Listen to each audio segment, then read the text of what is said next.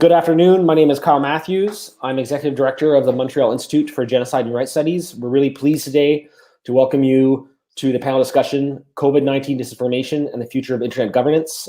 This is a project funded by the Government of Canada, in particular by the Canadian Department of Heritage and the Digital Citizens Initiative, to build knowledge and awareness among Canadian citizens about what can be done to fight disinformation surrounding COVID. So we're really pleased to welcome you all here today for what is a fascinating and timely discussion. I'm going to first introduce our moderator, Philippe-Andre Rodriguez from Global Affairs Canada will be moderating today's discussion. And I'm not sure I'm mentioning the order of everyone speaking. I think I am, so apologies if I don't, but we have four distinguished speakers with us today. We have Tina Purnat of the World Health Organization. We have Professor Fenwick McKelvey of Concordia University. We have Elizabeth Dubois, professor at University of Ottawa. And last but not least, we have Rory Smith from First Draft News. So we have four people with very different perspectives, both practitioners, academics, that are going to help us understand what's happening in the world of COVID disinformation and what can be done to deal with it related to internet governance and platform governance. So with that being said, I'd like to pass over to Philippe-Andre. The floor is yours, Philippe. Thank you very much, Kyle, for this introduction, and really looking forward to what should be an important conversation at a very, very timely moment in time. I think we'll, without further ado, we should go directly to our speakers for great presentations on their perspective on the issue of the impact of COVID-19 disinformation on internet governance and its future. So perhaps we can start with our colleague, Rory. Yep.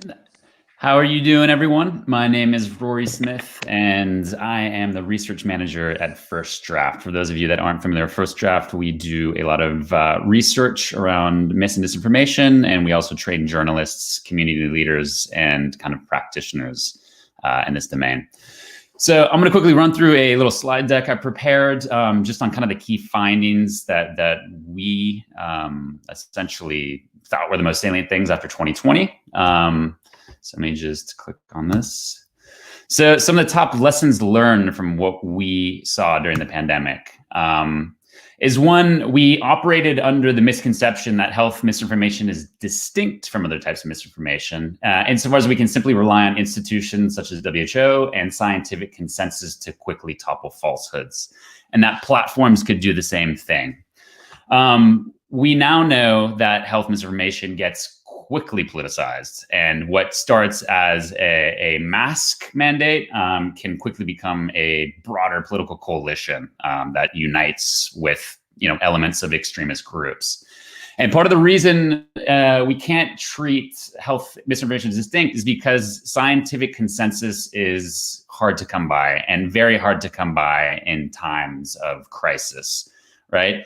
So scientists and WHO works with the best available evidence at the time, but because it's a crisis situation, because medicine and specifically the COVID-19 virus is novel, oftentimes there are more questions than answers, and this opens the floodgates to data deficits. So what is a data deficit? At First Draft, we think this is an incredibly important kind of part of our landscape. And essentially what it is it's situations where demand for information around a specific topic is high, but credible information around that topic is low, right?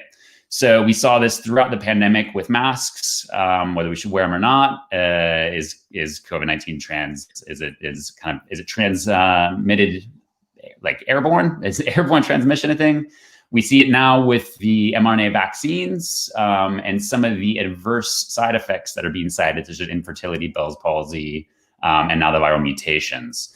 Now, again, because this is happening in the midst of a crisis, we're only so quick to kind of create scientific consensus around studies, et cetera. In the interim, where there isn't consensus, again, this creates spaces or vacuums, and unfortunately these vacuums are often filled by misinformation and disinformation as well. So data deficits are really, really important, and we should be thinking more about these going forward. Also, we have forgotten the importance of narratives, right? So what you see on the right is kind of a big piece of research we did around vaccine narratives. And I think what we learned as an organization is that we often focus too much on the individual posts and whether they should be taken down or debunked. But the individual pieces of misinformation are only the atoms of content that make up these broader narratives, right? And unlike individual posts, narratives cannot be simply debunked or labeled. They are far too closely aligned with our sense of self and our sense of the world. And unfortunately, unlike a single post, narratives not only can undermine trust in vaccines, but also trust in science and scientific institutions. So another lesson learned is converging communities. So again and again, we've seen throughout the pandemic that seemingly incongruous communities are now converging around single issues. And that might be a Bill Gates conspiracy, that might be masks, that might be mandatory vaccines. But throughout this process, we've also seen the radicalization of certain communities, specifically recently the anti-vaccine communities. They are more and more closely linked to right-wing elements, at least in the US. And the participatory and kind of network nature of misinformation and disinformation is real. And this is what makes it so potent, right? So here I kind of pinched this off of Neil Johnson, a physicist at George Washington, who's done a lot of work around anti-vaccination communities. And what you see is while these groups are smaller in size, they're more diffuse and they're interacting more with potential fence sitters, right? So the areas of engagement for these types of communities is much more than the actual proponents of science and vaccines, right?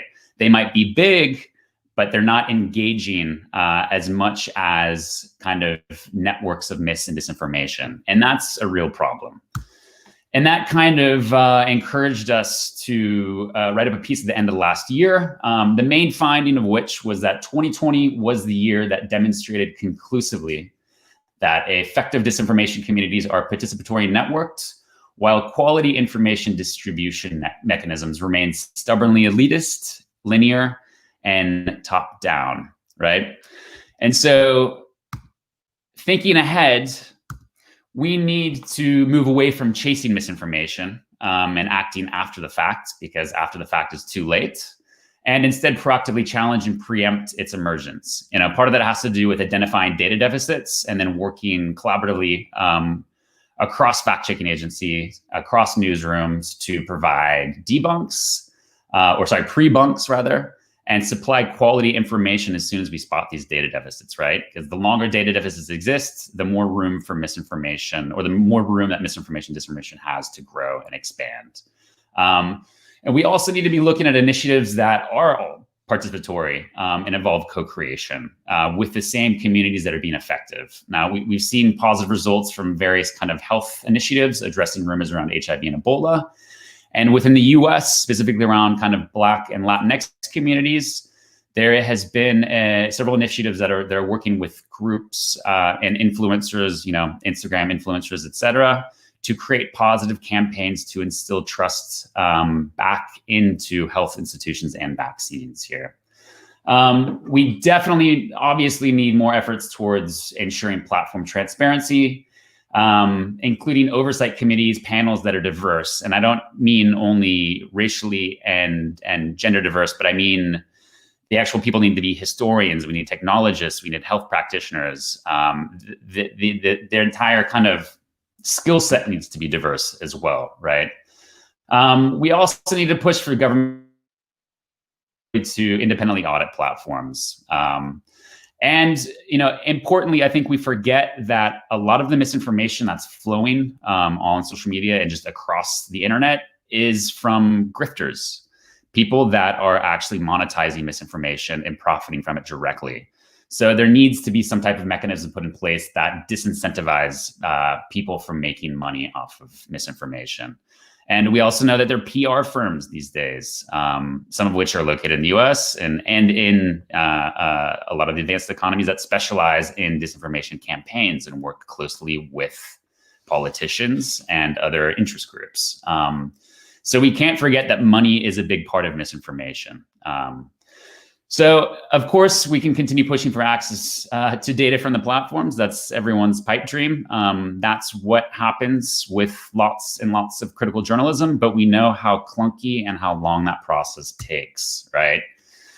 And importantly, we need research, and more research. That's user audience research. What are the facts? What are the effects of fact-checking labels? We see that people that from the right that are exposed to fact-checking labels react very kind of aversely to those things, and they further entrench beliefs and kind of worldviews. We don't know how fence sitters react to misinformation, and that is a very delicate and important demographic that is unfortunately being reached much more efficiently by agents of mis and disinformation than they are from quality information sources and health experts. And we also, we're kind of in the midst of a huge experiment now, which we saw in the wake of the storming of the Capitol. We don't really know what the effects of deplatforming are, right? What happens when we push extremists closer to other extremists in spaces we can no longer monitor? And what happens when, again, we push all these people off that we could monitor, now we can't. So more research needs to go into all of this before we make any drastic kind of, take any drastic actions or push any kind of new legislature, because we really need to understand what are the possible unintended consequences of different policies interventions. It's much more difficult to repeal legislation once it's instituted, and it's much harder to undo the damage done once kind of certain knee-jerk reactions are taken. And we know this, but internet governance and platforms, it moves slowly. We know in Europe that it'll be 2 years really before we see much out of kind of some of the more regulatory measures they're trying to pass there. In the US, it could take a long time. The US is a regulation-averse country, and platforms won't budge until we put pressure on them, right? So we need independent bodies challenging them. We need critical journalism all the time. And while a lot of researchers, myself included, are always frustrated because we can't audit the platforms because we don't have data, we shouldn't take and we can't take a defeatist attitude on this, right? Yes, we need data from the platforms. Yes, it's everyone's dream. But until that happens, we can still create innovative research designs and projects. For example, what Jeremy Merrill and a lot of people, some members of Mozilla did with the political ad collector to get around these obstacles and hold these platforms to account.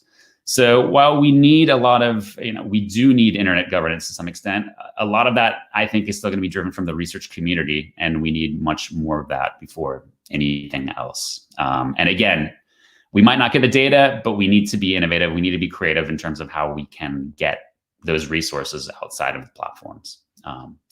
So that was a quick whirlwind tour through some of our thoughts at First Draft. And I am now done presenting. Thank you guys very much. Thank you very much, Rory Smith from First Draft News. I think the idea of data deficits is definitely one concept to which we should return once we get to the Q&A. But for now, let's turn to Tina Purnat from the World Health Organization. The floor is yours. Thank you very much. Actually, it's quite a pleasure to follow up after Rory's presentation, because he did actually touch base also on many of the lessons learned from the last year, and actually also previous work in public health that we've also seen. And I probably won't be saying that much different things, maybe just from the point of view, if you allow me, from point of view of public health and health, and how misinformation relates to this. You probably have heard the term the infodemic. in the last year. And at WHO, we talk about an infodemic as a tsunami of information, and some of it is accurate, some of it is not, and is of lower quality. And this spreads alongside the disease outbreak. And this is really important from the point of view of the context that also Rory was referring to in an emergency, because it's not just a matter of an information environment that we're living in today, but also that the context and the emergency situation that we're all experiencing also on a daily basis does affect also how misinformation affects us, and how we use the information environment, interact with it, which of course the online social media platforms and the online environment is a part of it. But infodemics are not a new phenomenon. We have in public health observed them before. So at the beginning of last year, with the emergence of COVID-19, we did at WHO already at that time, to a certain extent, expect that this would be a challenge. We just didn't expect to the extent of this. And really, if you live in a country that's connected to an internet, or you are part of a community that is somehow connected to internet and the online information exchange, you are probably living in an infodemic. So really, too much information and misinformation make up an infodemic, and it affects our behaviors. Now, but there's a couple of things that I would like to add. We need to remember that misinformation can impact people offline too. What makes misinformation dangerous is when it amplifies and it expands. It actually mutates and accelerates online, due also to the fact that everyone is an author, editor, producer of information, and you have a potential audience of millions, and those are the dynamics that do contribute to the challenge. So when one thinks about the governance, I would agree with Rory. There's no one solution to dealing with the challenge of misinformation and its harmful effects. Now, from the point of view of health, infodemics, the reason why we care about this and is because infodemics can either intensify or lengthen outbreaks. If enough people change their behavior based on the misinformation or the lack of trust. And we've experienced all of this ourselves, I think, and this is the reason why the conversations also that we have today are so important, because we've also gotten to the point where we're starting to reflect that this is actually not just a challenge in a health domain, but we're also reflecting it as a societal problem. Now, a couple of things perhaps. In public health, we talk about specific characteristics such as pre-existing health condition or an environmental factor that may make someone more vulnerable to disease or adverse health outcomes when there's an emergency. So if you look at the analogous there's also people who may be more vulnerable to misinformation. So if people act on limited information or misinformation, it can result in social harms. And that can also encourage stigma or violence, or it can harm their own health. So for different reasons, this is a very serious part now of challenges that health authorities, public health community is also has reflected on, has tried to deal with. Longer term, and the reason why also the governance, but also the concrete actions or interventions that we as participants in the information ecosystem can do, why this is important is because really the impact of misinformation on societies is really ultimately growing mistrust. And even in public health, trust is essential to epidemic response. So if the trust is eroded, it becomes more difficult to lead an effective global and coordinated response. People don't believe in the effectiveness of interventions. They may even question their institutions, their leaders, their experts, and that really can destroy the social fabric of society and its cohesiveness. So there's a couple of things that we've learned already over the last year. One, really that we need to really look at the response to the infodemic in general and how it affects us all, individually, in community level, and as our society, really as a whole, what we call a whole society approach. So it impacts all parts of society, therefore we really need to all be involved. And we've seen some good efforts both from media and journalism sector, from fact-checking groups, social media platforms to a certain extent. But then, educational systems need to longer term teach health and digital literacy to all of us.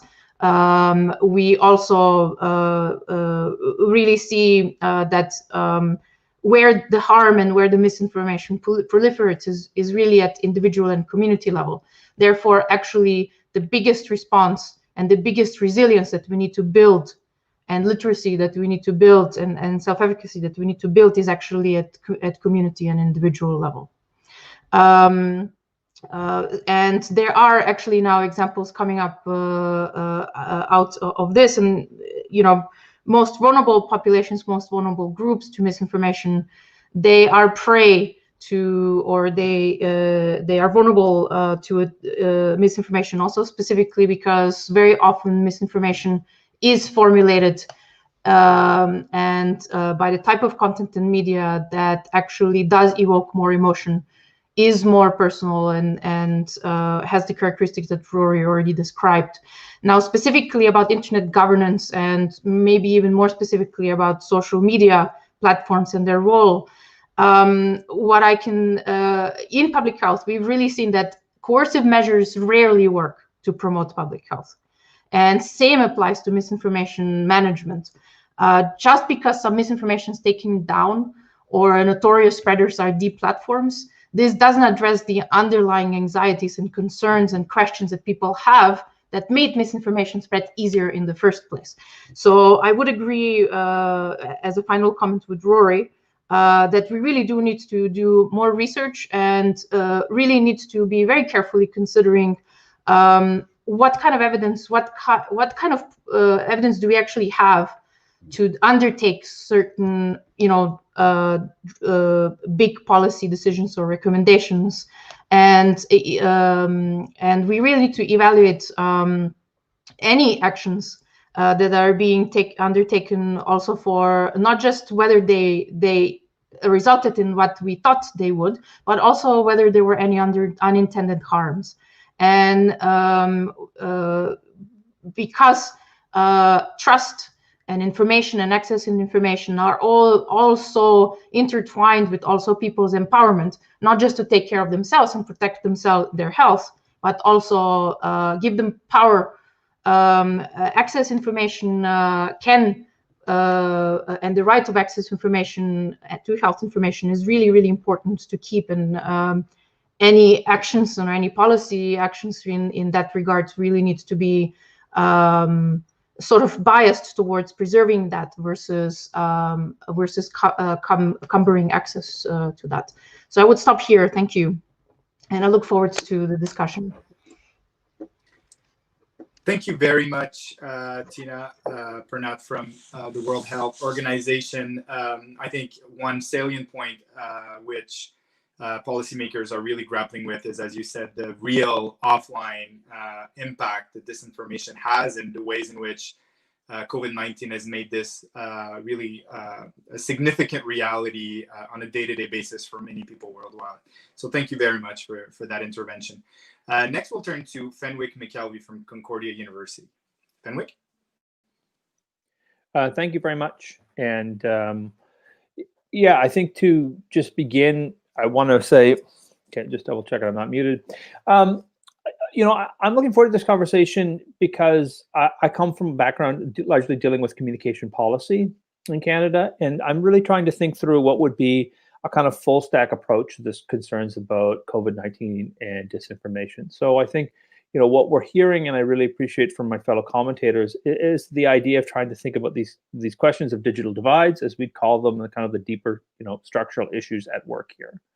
And to me, COVID-19 comes at a time when we've talked about, growing inequity, as well as unsettled matters of truth and reconciliation in Canada.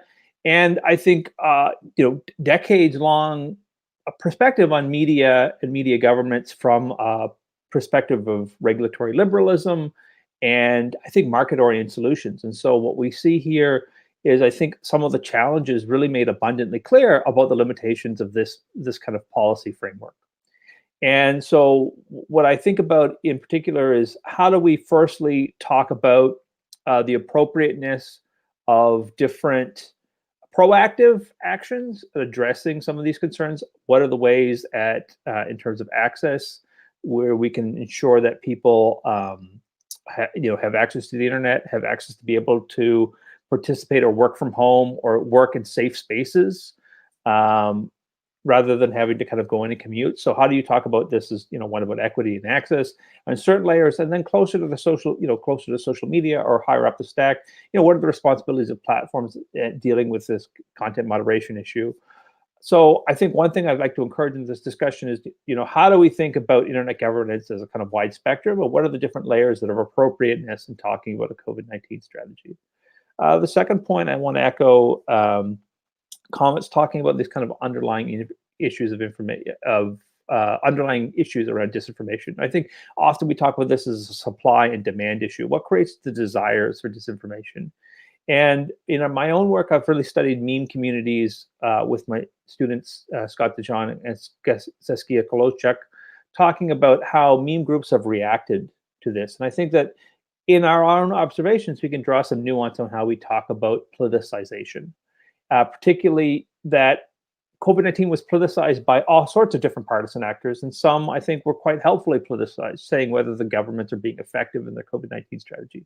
And yet we can see, in particularly parts of the Facebook that we look at, kind of anti-Trudeau, emergent right-wing libertarian thinking, there's a way of framing and delegitimating and attaching COVID-19 to larger conspiracy theories. And in that sense, it's important to look at what are the deeper stories, one of the existing partisan and political communities that are doing that work of interpretation, and looking at the way that COVID-19 is particularly being politicized in ways that are problematic or anti-democratic or unhelpful in reconciling. So trying to say that there is at one point a legitimate need to politicize this issue, but then also looking at what are those communities that are really politicizing COVID-19 in kind of problematic ways. So I think my concluding points are then, one, how do we talk about COVID-19 as a way of dealing with the legacy of a particular paradigm of media governance and the kind of consequences and digital divides that's created?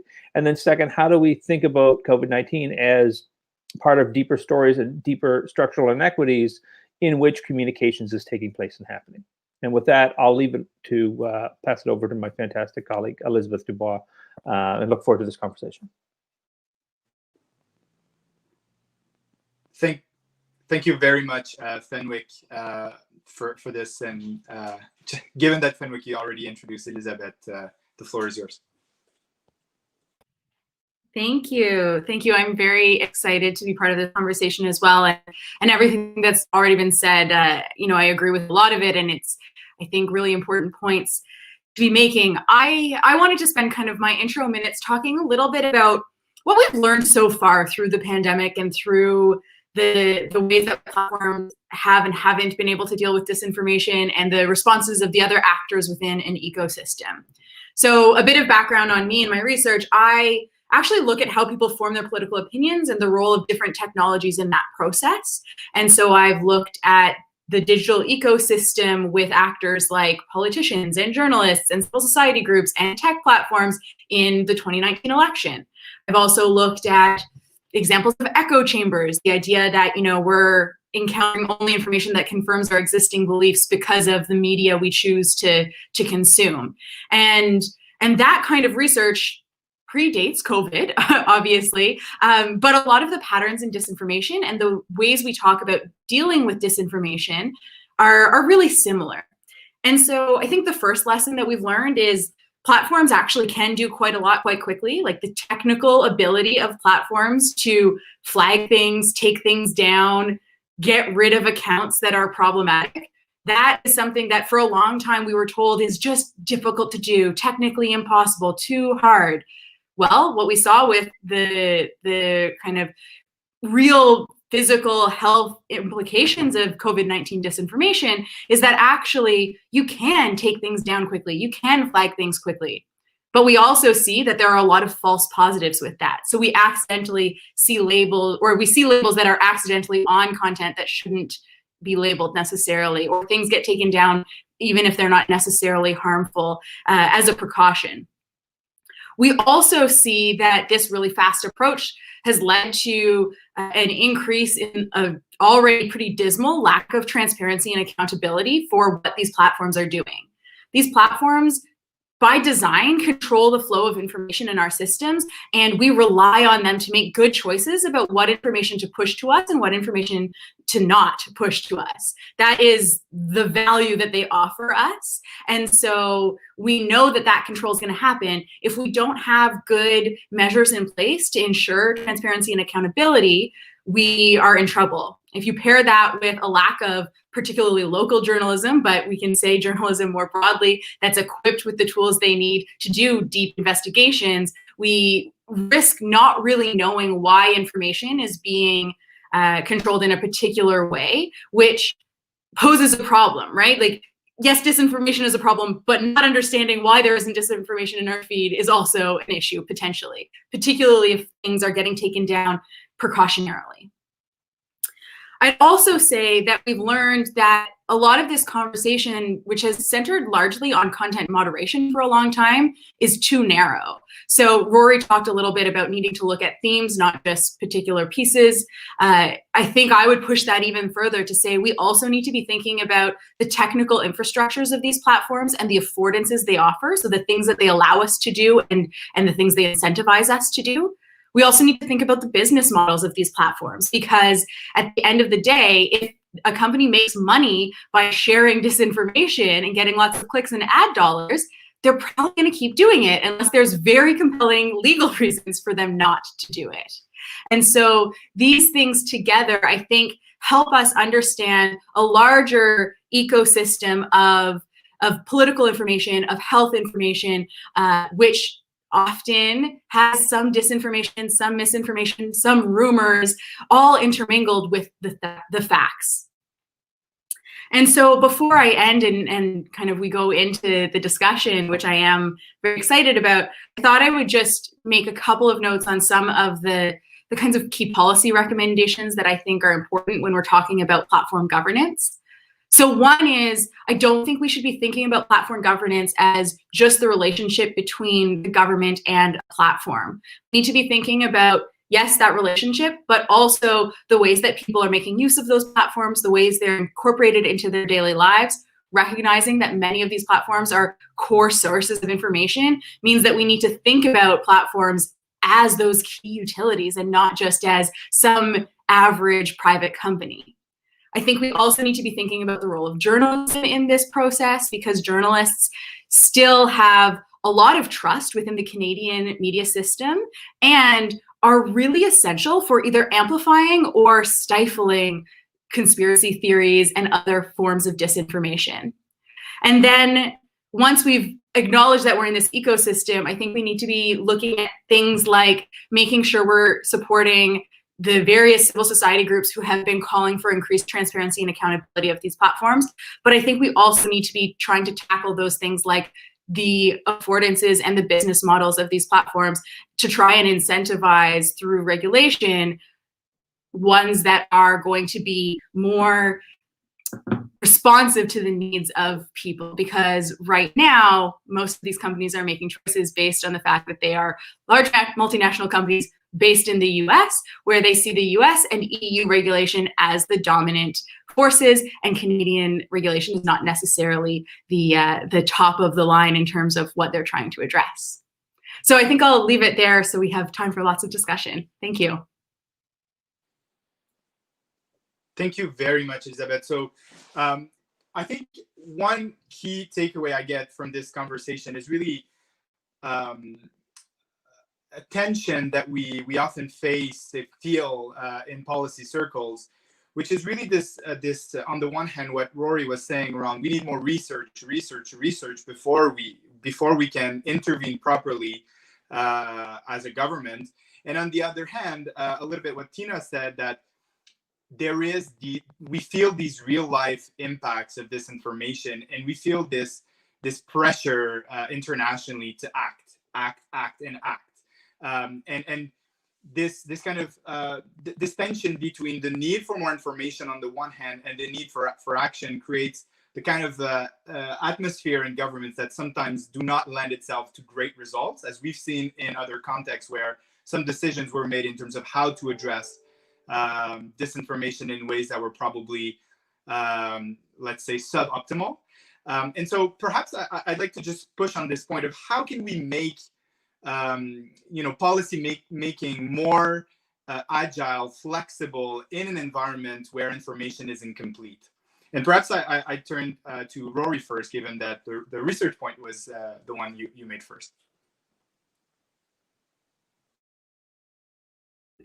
Yeah, so I just had to unmute myself there quickly. Yeah, I mean, it's a good question, and again, it's always completely contextual. In the U.S., the issue is Section 230, right? That's what's being debated right now, and I'm afraid that there is going to be some knee-jerk reaction based not on good research and evidence, but based off of the events that unfolded, unfortunately, 2 weeks ago.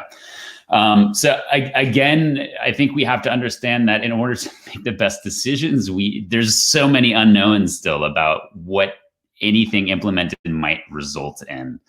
And I would just caution against doing anything slapdash because of that, because we could further entrench power in those that are the most powerful, right? So that's, again, the issue of 230. If we get rid of that, only the big companies have the ability to filter kind of posts and content that could get them in trouble, while the smaller actors don't have the affordances that these big companies have. So again, essentially what I mean there is that they will remain in place, and they will arguably could get stronger.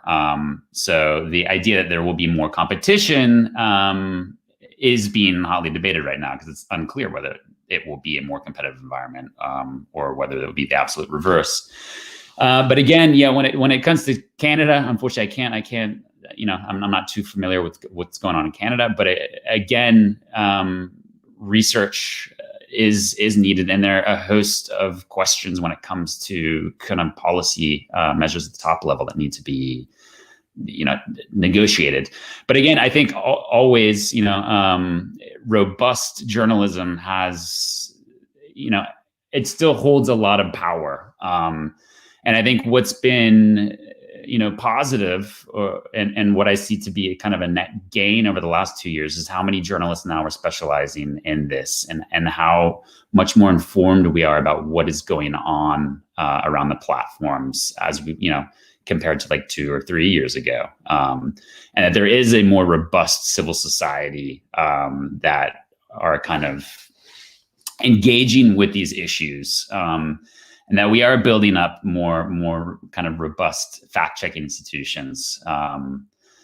So, I mean, I guess I'm just long and sprawling, and there are lots of things there. I think I would say from governance, I think it has to come first from civil society. And I see still that a lot of journalists, fact-checking organizations, and civil society organizations are kind of siloed. And aren't necessarily working in unison. And what we see there are tons of kind of duplication, whereas we could streamline our approach as well, and kind of create a more powerful contingent from civil society to combat the platforms and negotiate much more progressive policy from the governance side of things.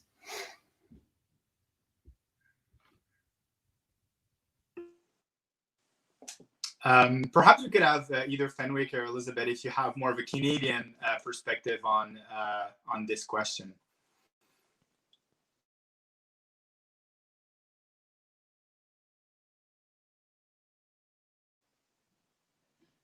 Elizabeth, do you want to go, and then I can respond? Yeah, I mean, I think that we have, to a certain extent, you know, limitations on what our ideal responses would be, right? Like, yes, we always want to have as much evidence as possible, as much research done as possible before we make choices. We don't want to make knee-jerk decisions, particularly because once certain policies are set in place, they can be difficult to kind of track back on. At the other side of things, there are times where we just need to make choices. And I think that COVID disinformation was a good example of, well, we need people to not be drinking bleach, right? We need people to social distance properly. And so sometimes choices need to be made more quickly. I think that in Canada, we have the example of how our Election Modernization Act went forward, where what ultimately ended up in that amendment to our election laws has, I think, served the Canadian public well, in that it has fixed some of the issues that a new digital ecosystem creates, and the opportunities for problems within the election. Like, it closed down some of those issues, but there's still much more that needs to be done, right? There's still, and there's research that was available at the time, and there's already new research that is telling us there are new things that need to be done to address how our elections run. And I think that we'll be in a similar position kind of forever when we're talking about the way information flows through our systems, because these systems, which are technological in some part at least, they are ever evolving, right? We don't have a static internet. We don't have a static set of apps or platforms available to us. They're going to evolve. The way we use them is going to evolve. And so we need to recognize that policymaking needs to address that variation and plan for it. We need to be ready for it, because there is never going to be a point where we are, okay, we know everything, we're ready to make the decisions now. And I think Elizabeth makes a great point about the capacity of platforms to act. And so I think the point I'd like to argue is that the conditions of the American context are dealing with the American media discourse, regulatory discourse. I think it impedes and kind of limits that imagination. And we don't necessarily have that same problem in Canada. And I think one thing that I've heard consistently is this idea of access to good information. I think one of the shortcomings that we've often had about the digital divide is that so long as people have access, then that solves this problem. And what becomes really apparently clear is that once people get online, they have a number of different information sources to choose from. And where are the institutions that are producing good public information? And so we know from research in the past that public broadcasting and public media has an important function in dealing with polarization in societies, and also at least increasing some of the kind of media habits, improving the media habits of news consumers. And so we can think in Canada in particular, as the CRTC is currently debating the renewal of the CBC's broadcasting license, how do we think and support about the production of good public information, good knowledge about COVID-19, that albeit has to navigate a very complex discoverability environment of how this information is found. But yet I think it's very clear that that is an important function and one kind of direct thing that we need to continue and support. And I think pushing back on years of underfunding of public broadcasting and public institutions in Canada.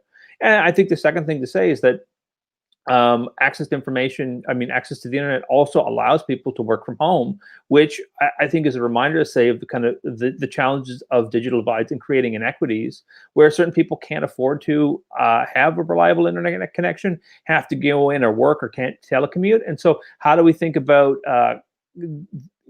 internet governance strategy that is also ensuring the safety of the majority of Canadians, particularly workers working in Canada?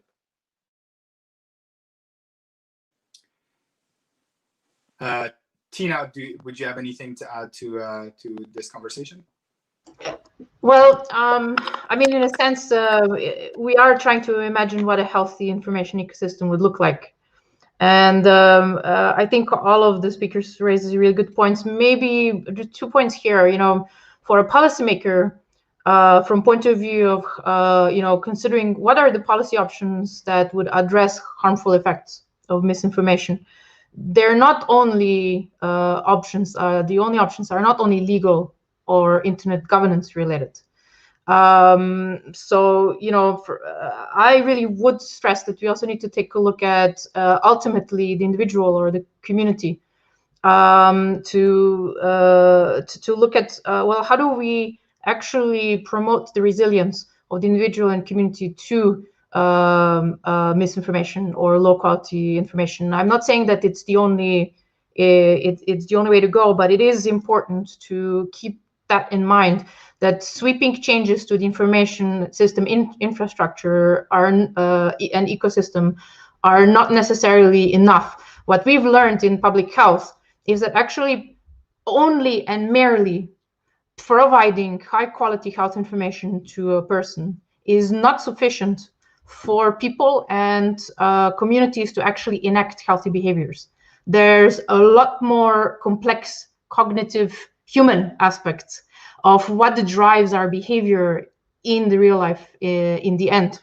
So we do need to pay attention to that human aspect, and then ask ourselves what contributes to better resilience in communities. And yes, public health authorities do have responsibility to share in an understandable way reliable health information to their citizens.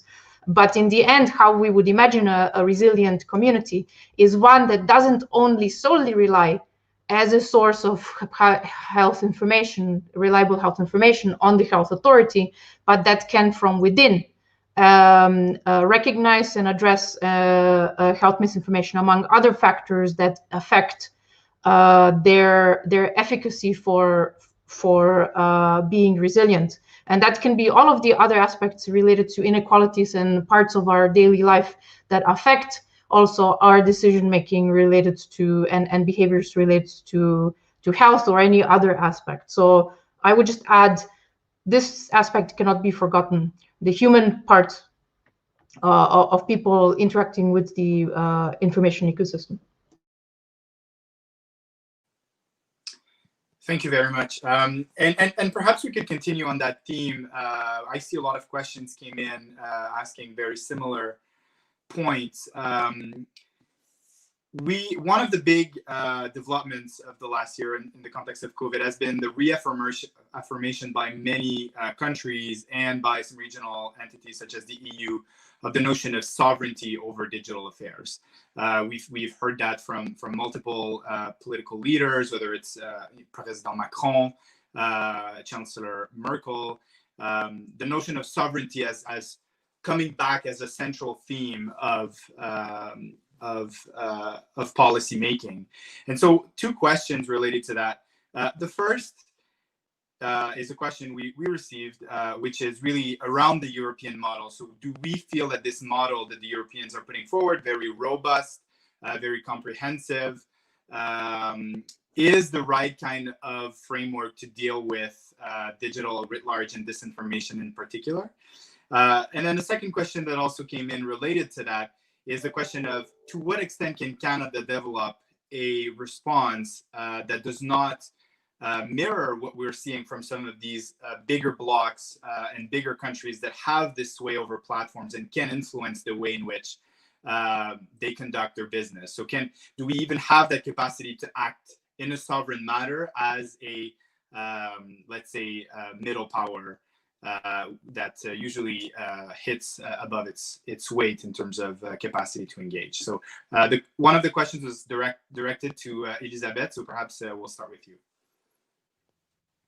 Thank you. Yeah, so I'm going to go with the second question to start off of, can Canada actually even, if we come up with our own thing, do we have any power to actually enforce it? And there's like a little bit of yes and a little bit of no in there.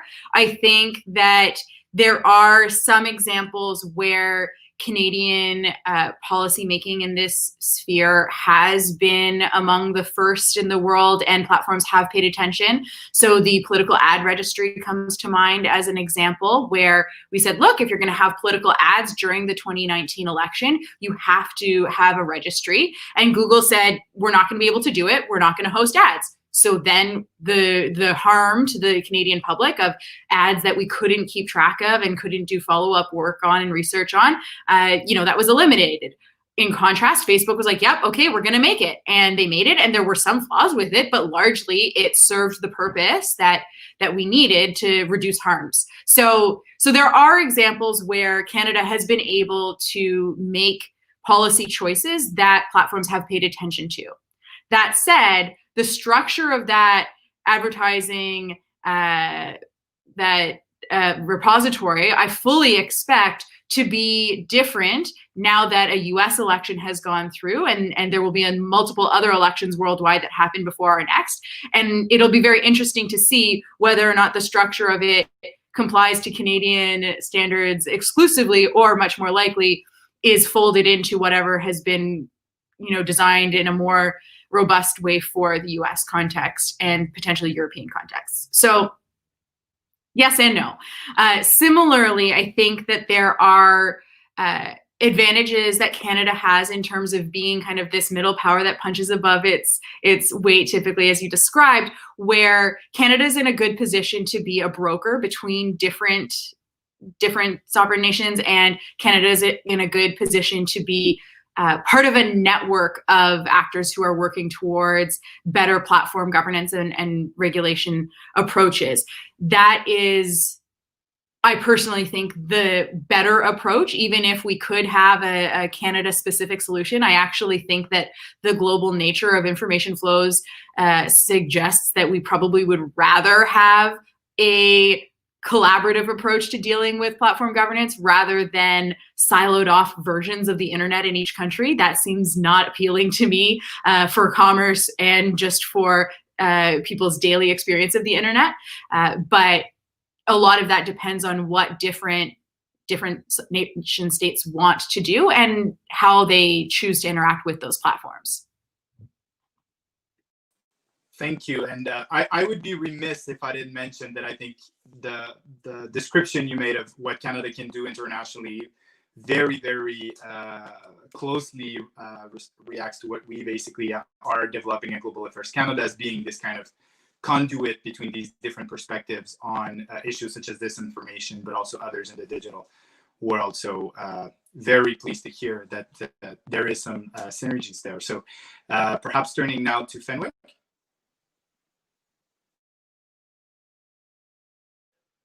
Sorry, just unmuting. Yeah, I think that first off, you have to look at what's going on in the EU is a very mature, robust, complicated. The Digital Markets and the Digital Services Act are, wide sweeping media reforms, and I think addressing a number of different issues that are only partially captured or only partially related to COVID-19. And I think certainly, that becomes a standard to which we need to be looking at. Now, how would we participate? And I think those challenges about international coordination are deep ones and not necessarily well understood. And how does Canada align itself in these different initiatives? I think the kind of 3 points I'd make is that in one sense, addressing COVID-19 is the type of coordination issue that Elizabeth alluded to that myself and Heidi Torek and Kristinova have called for social media standards councils, institutions in Canada that would allow for better coordination between government, civil society, and platforms around, I think, identifiable problems and challenges. And so in one sense, stepping up and modeling how we might describe and better coordinate these, responses, media responses to these issues is one step. I think the second thing is that we've talked about this, and I know Rory and Tina and Elizabeth have all raised it, is the monetization problem. And I think, Canada in the past has a long history of royal commissions that have investigated a variety of issues, media issues, dating back to the Kent Commission on newspapers. And it seems to me that the challenges and the problems about monetization are ones that have wide-sweeping implications for creators, news consumers, journalism, and I think also for the Competition Bureau and how highly concentrated the digital advertising market is. So I think another first step would be being a world leader and really starting to address the consequences of digital advertising and monetization. And I think that that's one step that it can do. I mean, again, I think echoing Rory's concerns, the kind of rapid response idea that we're going to fix it with one piece of legislation, I think really, is problematic. But there are some simple steps, and I think some preliminary steps that would help, I think, advance these challenges. Certainly providing social media platforms through a moderation council or through some better legislation about what are the definitions of hate speech, and potentially what are the risks or ways that they triage problematic health information to make it more compliant with Canadian law would also be really helpful. So in that sense, I think there's some smaller things to deal with, but that's really the COVID-19 aspect of this wider issue, which I think kind of haunts everything we're talking about in terms of social media platforms, about their consequences to markets and I think everyday public life that larger bills like Digital Markets and Digital Services Act are the ones that are going to address.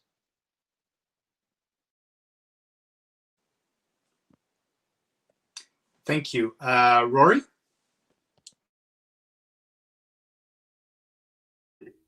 Yeah, no, that's a really interesting point that Fenwick brought up there. And it just reminded me of the fact that these platforms are so multifaceted, and a big issue is the advertising and, kind of the monopoly that both these platforms have on advertising and the unregulated markets of programmatic advertising.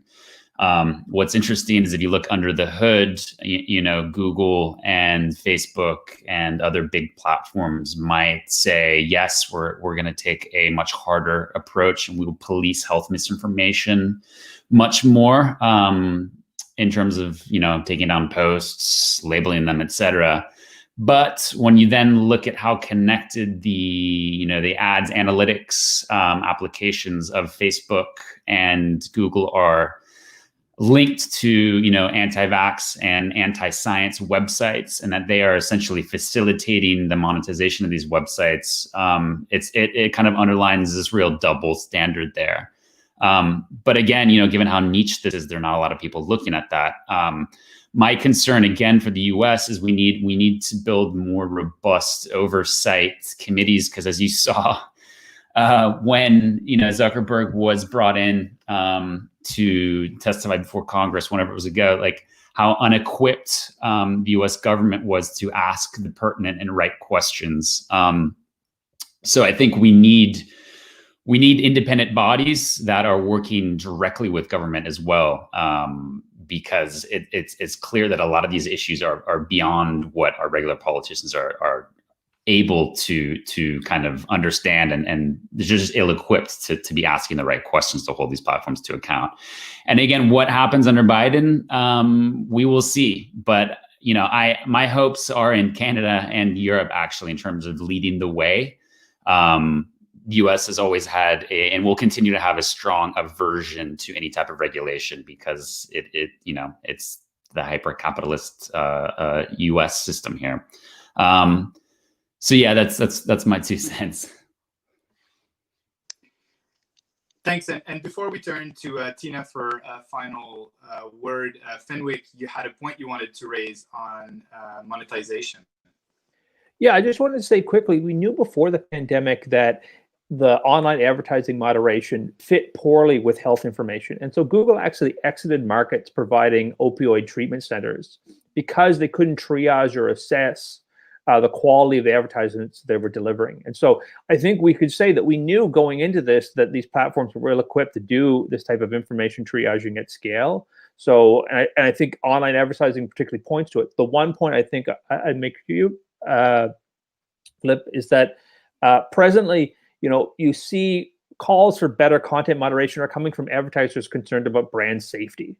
And I think this idea that content moderation is just something about delivering better, safer context for advertisements if that goes ahead, that could really undermine, I think, these deeper conversations we're having about how do you build platforms that are equitable spaces, that are places that encourage democratic discussion and debate. And I think that moving and identifying this idea that concerns about monetization, online advertising, and content moderation are different than brand safety is an important role and an important, is a challenge for governments to be able to articulate, because I fear without doing something more normative, a lot of these calls for content moderation are just going to be seen cynically as something driven largely by advertising. Thank you, and Tina, for the final word. Thank you. Actually, Fenwick raised really good points here. I was thinking, in addition to advertising, at least what we've seen related to COVID-19 fact-checking is the challenge also of how fact-checking has evolved also through the fact that largely the platforms are the ones funding fact-checking efforts as well. And we shouldn't forget this mix and a challenge. Maybe, to bring in the public health person's challenge perspective is that, from what we've seen, just trying to, on a daily basis, practically work with misinformation, health misinformation, is that actually quite a lot of problem is not only misinformation per se, but the fact that the information ecosystem is really also full of outdated and low-quality information in general. And so platform policies or content moderation doesn't necessarily address that, but that can also be weaponized, and outdated information, for example, can be weaponized and misrepresented in other contexts. So advertising and fact-checking needs to be looked at a lot more closely. Specifically in contexts like health information, that in it on itself it's important, and then it can also be used, politicized, etc. as well societally. So that would be my comment. Thank you all very much.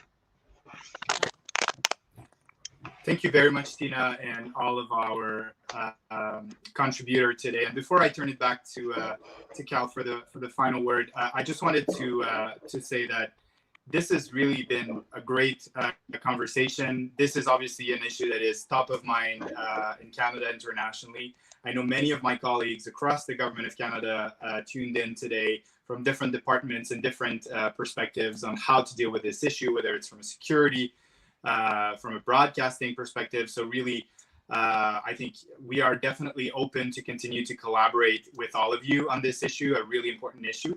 And I hope everyone on the line today learned a little something from a really important issue of our time. So back to you, Kyle.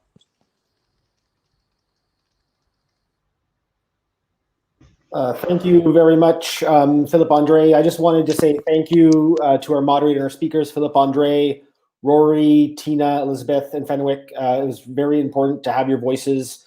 You all brought different expertise and things that the government of Canada is going to listen to, and also Canadian citizens can listen to, and build up our resilience to disinformation and think about what can be done in the short and medium term. I'd also would like to thank the Canadian government, particularly the Digital Citizens Initiative, for funding this project, the Canadian Coalition Against COVID Disinformation. We'll have future events coming up and doing some more interviews with experts to share on social media. So thank you very much, everyone, and I look forward to future discussions.